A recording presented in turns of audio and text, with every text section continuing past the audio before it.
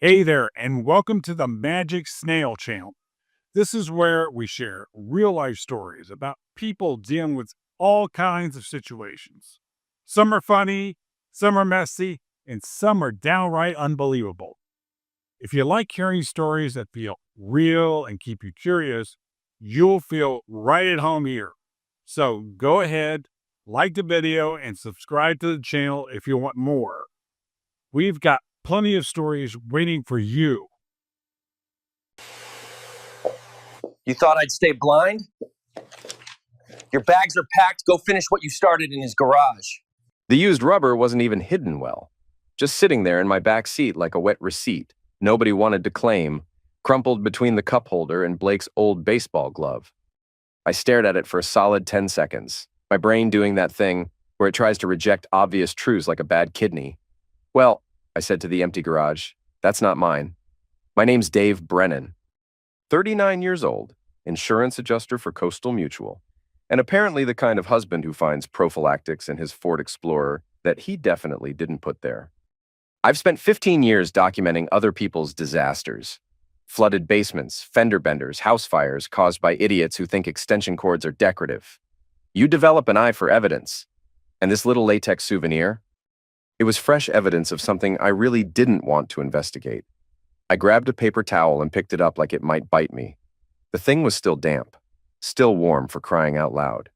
My stomach did a slow barrel roll. Melody had used the Explorer yesterday, said she needed to pick up supplies for the salon. My car's making that noise again, honey. Mind if I take yours? All sweet and distracted, barely looking up from her phone. I'd been married to Melody for 18 years. Met her when she was cutting hair at Supercuts and dreaming of her own place. Now she owns Serenity Salon on Main Street, had 6 girls working for her, and made more money than I did. Good for her. Really, I was proud of her success, even if it meant she came home later and later, always smelling like expensive shampoo and other people's secrets. But this was a different kind of secret. I walked into the house, the condom safely disposed of in the outside trash can because I'm not completely stupid. Melody was in the kitchen, stirring something that smelled like garlic and wine. She looked up and smiled, and for a second, I almost convinced myself I'd imagined the whole thing. "How was work?" she asked, the same question she'd asked every day for 18 years. "Fine," I said, the same answer I'd given every day for 18 years. Then I added, "Found something weird in the Explorer." Her stirring didn't even pause. "Oh? What kind of weird?" "Used condom in the back seat." The stirring stopped. Just for a beat, maybe half a second. But I caught it. Insurance adjusting trains you to notice the tiny hesitations, the micro reactions that separate truth from fiction. "Gross," she said, resuming her stirring with maybe a little too much enthusiasm. "Probably Blake. You know how kids are." Blake was our 17-year-old son. Good kid, honor roll, worked weekends at the hardware store. The kind of teenager who still asked permission before using my tools. "Blake?" I said. "Well, who else would it be? It's not like you and I have been, in the car lately." She had a point. Our romantic life had become about as exciting as my insurance paperwork. But still, when would Blake have had time? He's either at school, work, or home. Melody shrugged. Kids find a way. Remember when we were that age? I remembered. But I also remembered Blake coming straight home from work yesterday, still in his hardware store uniform, complaining about how Mr. Peterson made him organize the entire bolt section. Hard to fit in a backseat rendezvous when you're categorizing screws by thread pitch. After dinner, I cornered Blake in his room. He was hunched over his desk, working on calc homework with the intense focus of someone trying to avoid summer school. "Blake," I said, settling onto his bed, "need to ask you something, and I need you to be straight with me." He looked up, pencil still poised over his notebook. "What's up, Dad? You been using my car for anything I should know about?" His forehead wrinkled. "Your car? No, why would I use your car when I've got the Civic?" "Just wondering." Found something in the back seat that made me curious. "What kind of something?" I studied his face. 18 years of bedtime stories and scraped knees and parent-teacher conferences had taught me Blake's tells. When he lied about finishing his homework, his left eye twitched. When he snuck cookies before dinner, he couldn't meet my eyes. When he'd crashed his bike into Mrs. Patterson's fence and blamed it on the wind, he'd rubbed his nose like it itched. Right now, he just looked confused. Never mind, I said. Probably nothing, but it wasn't nothing. And that night, lying in bed next to Melody as she scrolled through her phone with the blue glow painting her face like a corpse, I started doing what I do best, investigating. See, insurance adjusters are professional skeptics. We take people's stories and poke holes in them until either the truth emerges or the lies collapse. It's not personal, it's just math. Numbers don't lie.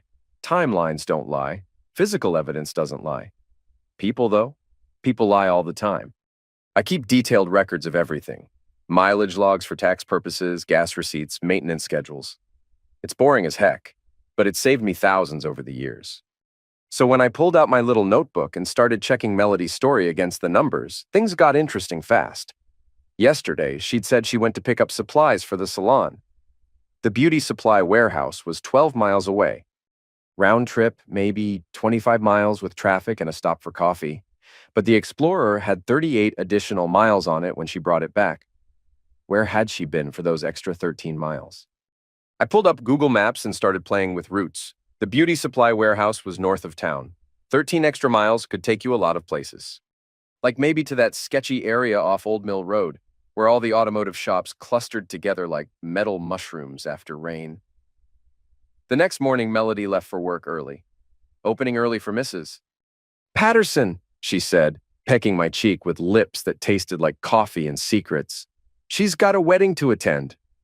After she left, I did something I'd never done in 18 years of marriage. I went through her stuff.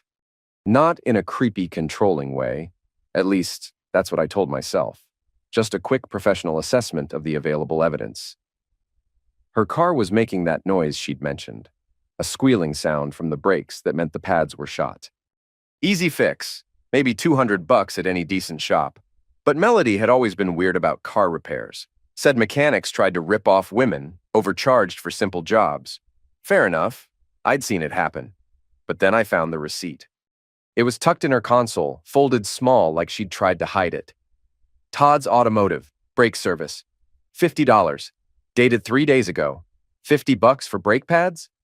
Either Todd was running a charity or this wasn't just about brakes. I knew Todd's Automotive, dingy little shop in a converted gas station, the kind of place that specialized in quick fixes and questionable inspections.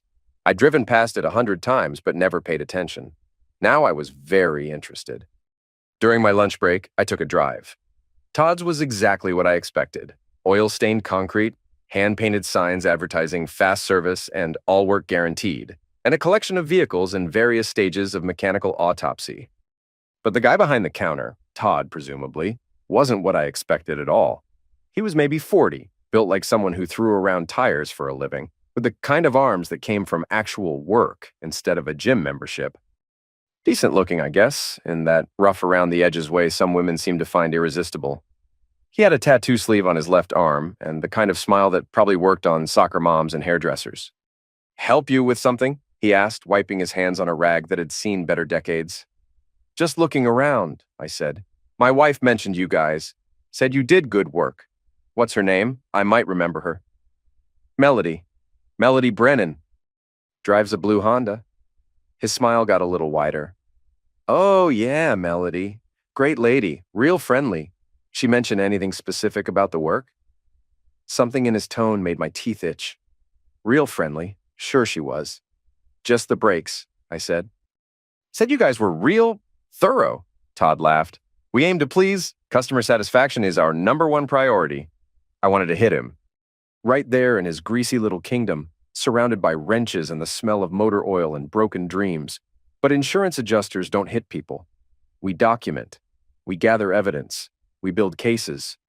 So I smiled back and said, "I'll keep that in mind." That evening, I did what any reasonable husband would do when faced with mounting evidence of his wife's infidelity. I bought a GPS tracker on Amazon.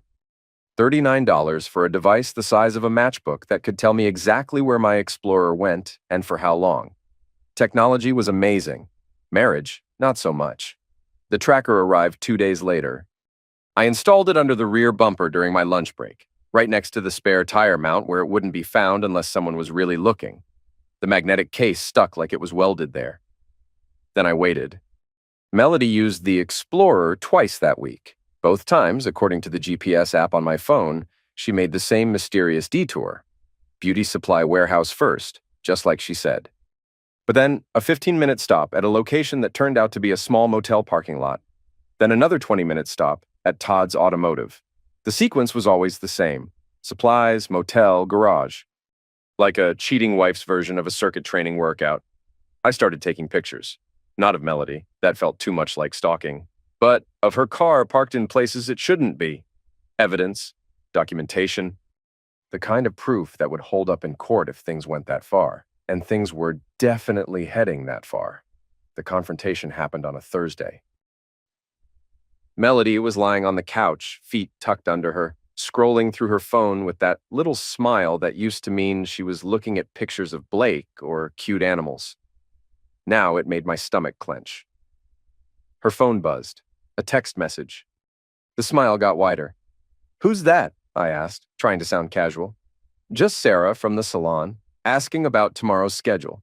Another buzz, another smile. "Busy night for Sarah," I said. "She's got questions about the new inventory system." Buzz, smile. This time, she actually giggled. "Must be a pretty funny inventory system." Melody looked up, and for just a second, I saw something flash across her face. Guilt, maybe. Or irritation at being caught. "It's just work stuff, Dave. You wouldn't understand." That's when I did something that probably crossed a line. While she was in the bathroom, I grabbed her phone and airdropped the screen to our smart TV. The conversation filled the 70-inch display in high-definition glory. Todd, "Can't stop thinking about this afternoon. You're incredible."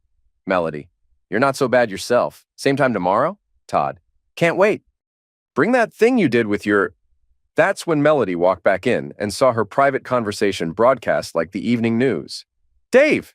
She lunged for the TV remote, but I was already holding it. "Inventory system?" I said. "Is that what we're calling it now?" Her face went through about 6 different expressions in 2 seconds. Shock, anger, embarrassment, defiance. She settled on indignation. "You went through my phone. How dare you? How dare I? How dare I?" I stood up, and 18 years of marriage dissolved like sugar in rain. "You're screwing some grease monkey in his garage, and you're mad at me for finding out? It's not what it looks like. It looks like you're cheating on me with Todd from the auto shop. What am I missing?" Melody sat down heavily, like someone had cut her puppet strings. For a moment, I thought she might actually tell the truth. Instead, she went with the classics. "It's not about closeness. It's about feeling appreciated. When's the last time you looked at me like I was beautiful? When's the last time you made me feel wanted? When's the last time you gave me the chance? You're never here anymore.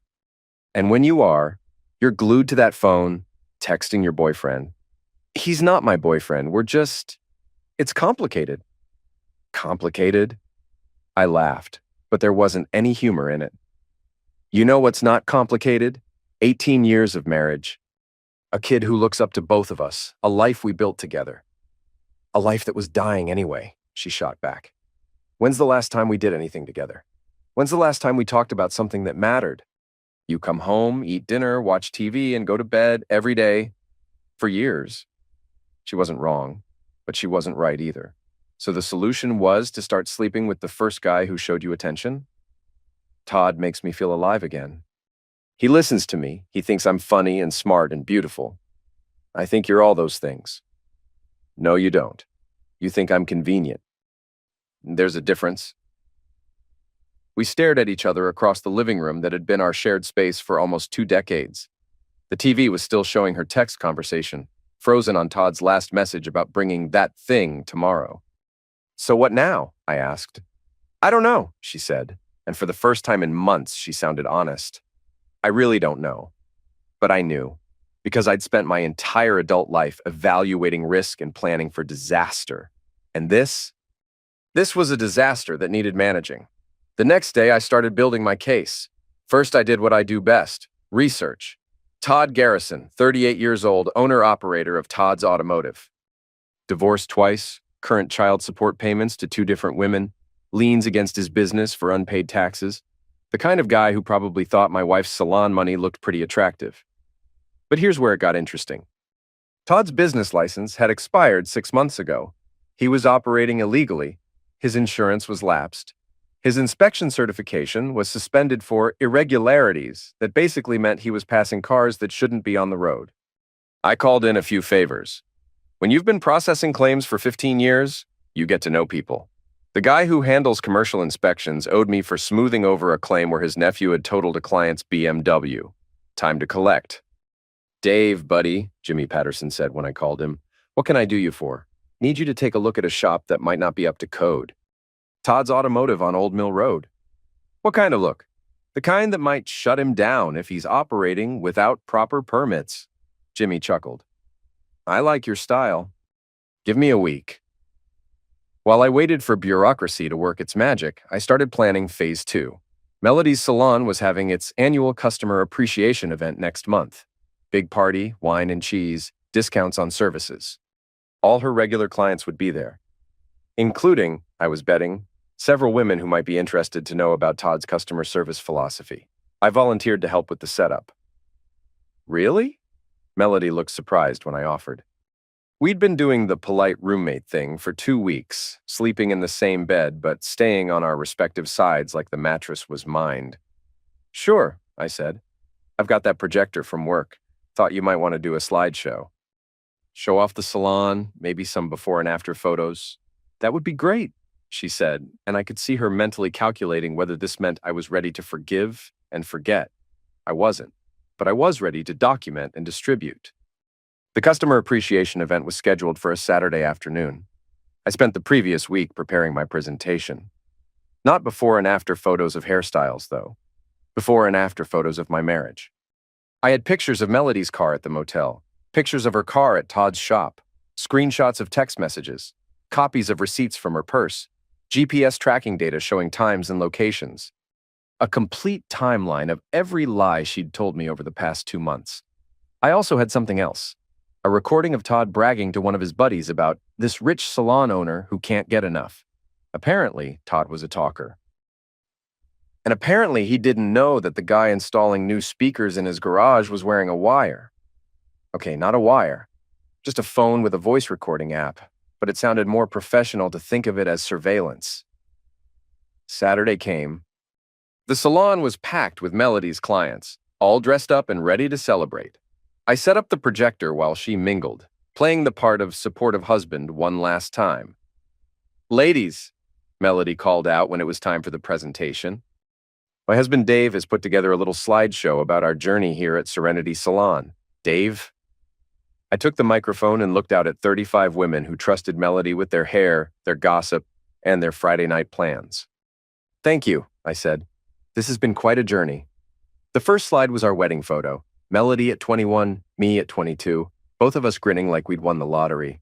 A few women sighed appreciatively. The second slide was the salon's grand opening. Melody cutting the ribbon while I held Blake, who was maybe 6 months old and screaming. The third slide was last month. Melody's Honda parked outside the Starlight Motel at 2:17 p.m. on a Tuesday when she was supposed to be at a hair show in Portland. The room went very quiet. Now, I said, some of you might be wondering about our commitment to customer satisfaction. Melody's always believed in going above and beyond for her clients, sometimes literally above. Sometimes beyond what most people would consider appropriate in a professional relationship. The fourth slide was a text message. Can't wait to see you tomorrow. Bring the red thing. The fifth slide was Todd's response. You know what you do to me in that red thing? Melody was standing by the refreshment table, her face cycling through expressions like a slot machine landing on jackpot, bankruptcy, and cardiac arrest. Dave, she said, her voice barely a whisper. What are you doing? Providing full disclosure, I said. I think your clients deserve to know exactly what kind of services you're offering these days. The sixth slide was the receipt from Todd's Automotive, $50 for brake service on a Honda that hadn't needed brake work.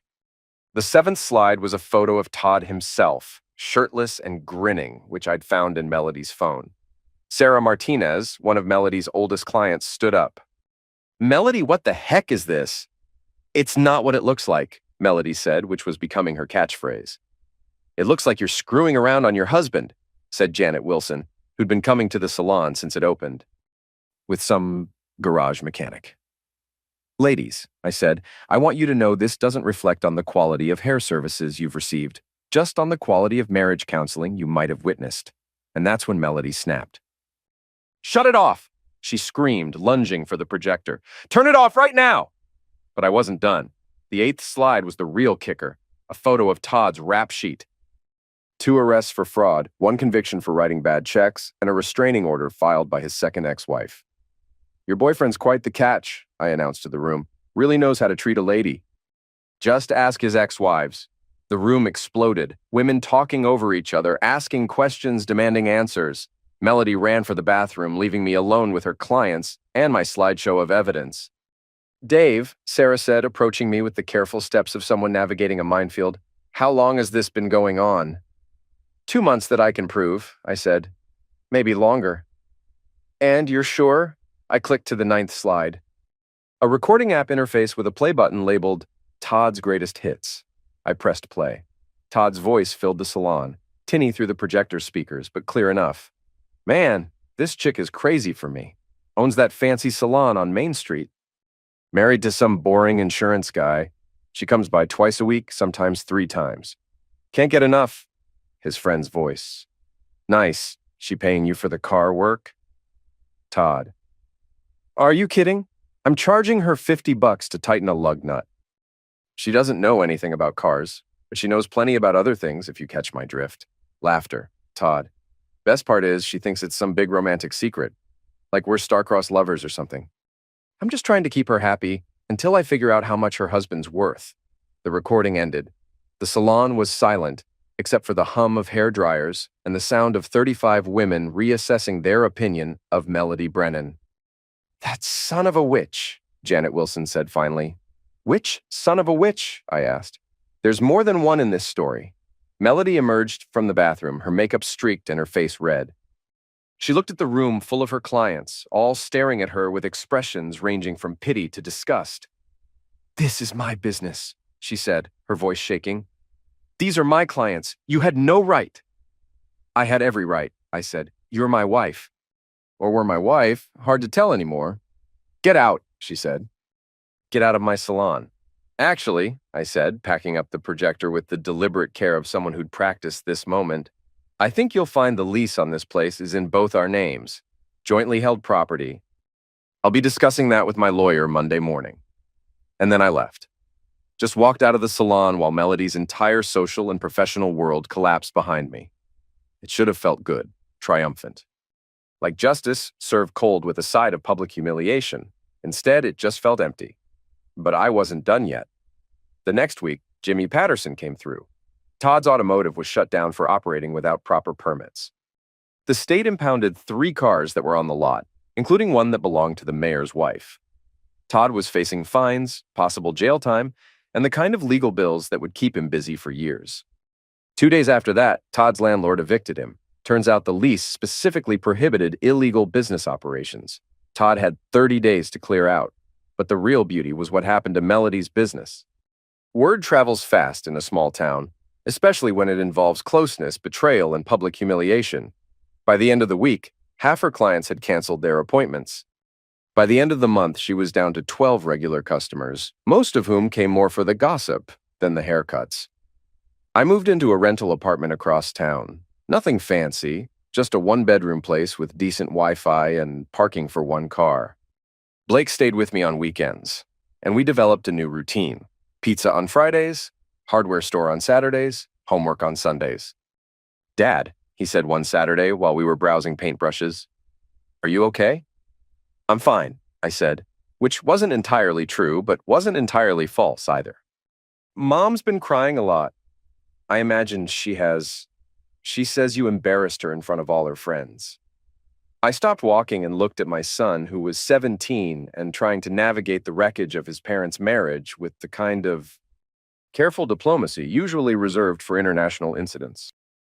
Blake, I said, your mother made choices. I just made sure people knew what those choices were. But did you have to be so public about it? It was a fair question, and the honest answer was no, I didn't have to be so public about it. I could have confronted her privately, could have demanded counseling, could have tried to work things out like adults. But I didn't want to work things out. I wanted everyone to know that Dave Brennan wasn't the kind of man who got walked on. That insurance adjusters might be boring, but we weren't stupid. That actions had consequences, even for pretty salon owners who thought they could have their cake and eat it too. Sometimes, I told Blake, you have to make a choice between being nice and being right. I chose being right. What if being right isn't the same thing as being good? Kid was too smart for his own good. Got that from his mother, probably. Then I guess we'll find out, I said. The divorce was finalized 6 months later. I got the house, half the salon's value, and primary custody of Blake. Melody got her car, her remaining clients, and a hard lesson in the mathematics of infidelity. Todd had moved to another town by then, probably looking for the next bored wife with money to burn and a marriage to destroy. Good riddance. The final confrontation came on a Tuesday evening in March. I was at the grocery store debating the merits of store-brand pasta sauce when I heard familiar laughter from the next aisle over. Melody was there with Sarah Martinez and 2 other women I recognized from the salon. They were huddled by the wine display, talking in the hushed tones of conspirators or mourners. Never got over the humiliation, Melody was saying. He destroyed my reputation just to make himself feel better. Well, Sarah said, you did cheat on him. It wasn't about the cheating. It was about power. He couldn't stand that I was successful, that I had my own life. Mel, said one of the other women, you were sleeping with a mechanic in his garage. That's not having your own life. That's having someone else's husband. I almost walked away then, almost pretended I hadn't heard anything and continued with my grocery shopping like a civilized person. But 18 years of marriage and 6 months of aftermath had worn away most of my civilized impulses. I rounded the corner with my cart. Ladies, I said. They all turned. Melody's face went pale, then red, then some color that didn't have a name. Dave, she said. Melody. I nodded to the others. Sarah, Jennifer, Lisa. They mumbled hellos and suddenly became very interested in wine labels. Funny running into you here, I said to Melody. I was just thinking about reputation. Were you? Yeah. Specifically, I was thinking about how reputation is like credit. Takes years to build, minutes to destroy, and sometimes the person who destroys it isn't the person who built it. Melody straightened her shoulders. Is that supposed to be profound? Just an observation. From someone who spent his career documenting other people's disasters and creating a few of his own. I smiled. I didn't create anything, I just provided full disclosure. Same thing I do at work every day. You humiliated me. I documented your choices. There's a difference. We stood there in the grocery store wine aisle, surrounded by bottles of dreams and regrets, having the conversation we should have had 6 months earlier. But 6 months earlier, she was still lying about Todd and inventory systems and brake repairs that cost $50. I loved you, she said finally. I loved you too, I said, but you loved someone else more. It wasn't love. It was just excitement. Something different. Something different.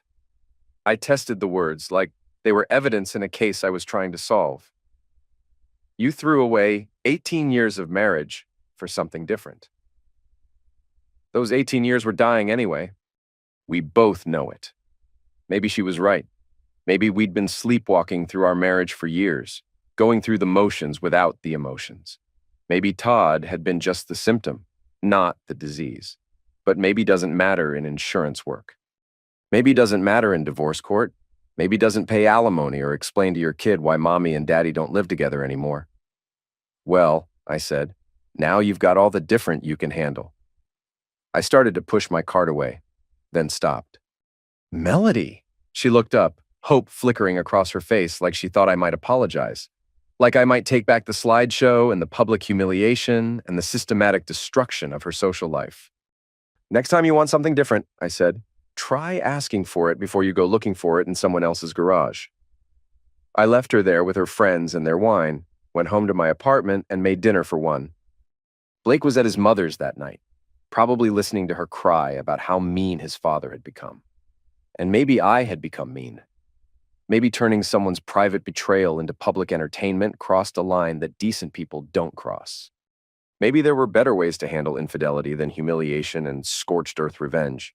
But sitting in my quiet apartment, eating store-brand pasta with store-brand sauce, I couldn't bring myself to regret it. Melody had made her choice when she decided our marriage was worth less than whatever excitement she found in Todd's greasy hands.